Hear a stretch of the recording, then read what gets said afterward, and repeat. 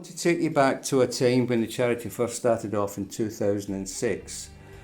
Our children were being exploited, bullied, intimidated, molested, beaten by a specific group of people.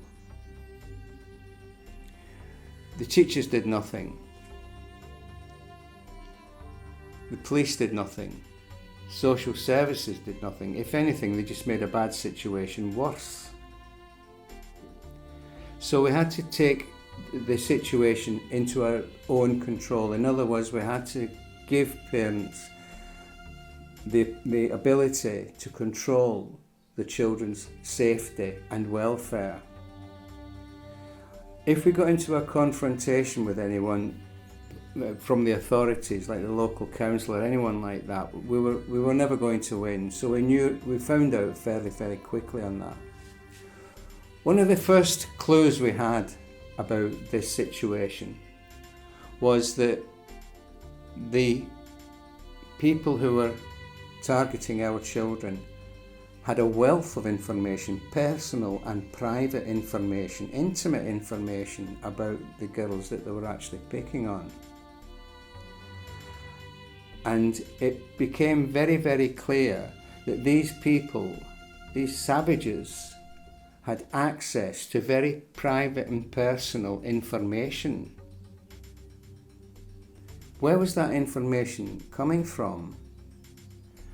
Well, it became evident, and the first time it was ever admitted was in 2022, I believe, when Operation Green Jacket, South Manchester Police, admitted that 95% of grooming gang victims were known to social services.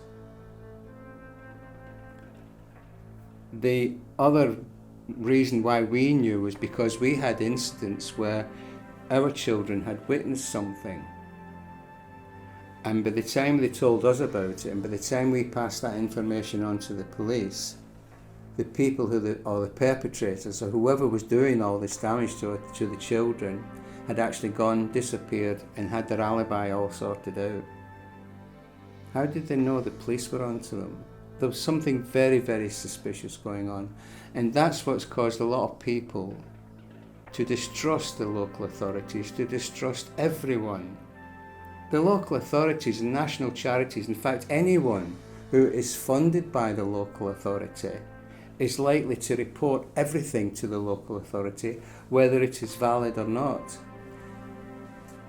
Let me tell you how they get away with this. They will produce a lot of fake evidence against the parents and present it to the court. The idea being that they want children in the family court system and the social care system to be placed into their care homes and adoption agencies that they have shares in.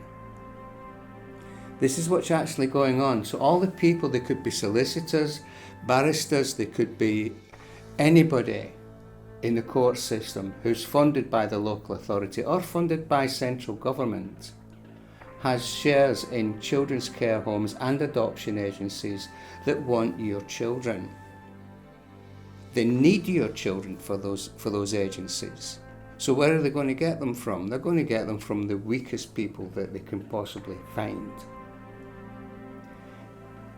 This charity is here to empower, in the best and purest sense of the word, to empower people with expert witness reports, testimonies, assessments, courses, provided by experts in their field, to put a case together to put this process to an end.